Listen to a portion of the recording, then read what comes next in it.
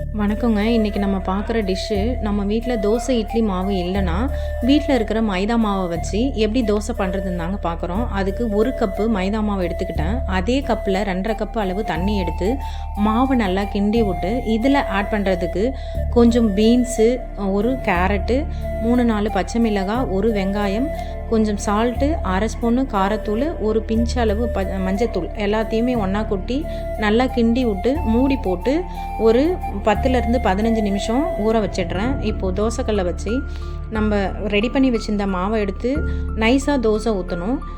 ரொம்ப மொத்தமாக ஊற்றிடக்கூடாது. அப்படியே ஸ்ப்ரெட் பண்ண மாதிரி தான் ஊற்றணும். அப்போ தான் தோசை நல்லா மொறுமொறுன்னு இருக்கும். ஏன்னா நம்ம தோசையை திருப்பி போட போகிறதில்ல. இருக்கிற தோசையை அப்படியே தான் எடுத்துக்க போகிறோம். இந்த மாதிரி நம்ம தோசை ஊற்றும் பொழுது நல்லா சாப்பிடாத பிள்ளைங்க கூட விரும்பி சாப்பிடுவாங்க. மொறுமொறுன்னு இருக்கும். இதில் இன்னொரு விஷயம் என்ன அப்படின்னா, நம்ம தோசை ஊற்றும் பொழுது கொஞ்சம் கொஞ்சமாக மாவு கம்மியாகிடும் இல்லையா? அப்போ மாவு கட்டியாகிக்கிட்டே இருக்கும். அந்த நேரத்தில் நம்ம இன்னும் கொஞ்சம் தண்ணி ஆட் பண்ணி அப்போ தோசை தண்ணியாக ஊற்றினா தான் இந்த மாதிரி மொறுமொறுன்னு கிறிஸ்பியாக இருக்கும்.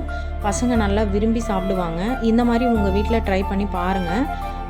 எப்படி இருக்குன்னு சொல்லிட்டு கமெண்ட் செக்ஷன்லேயும் சொல்லுங்கள். உங்களுக்கு நான் போடுற வீடியோஸ்லாம் பிடிச்சிருந்ததுன்னா என்னுடைய குணவதி முத்து அப்படின்ற ஃபேஸ்புக் பேஜை ஃபாலோ பண்ணி வச்சுக்கோங்க.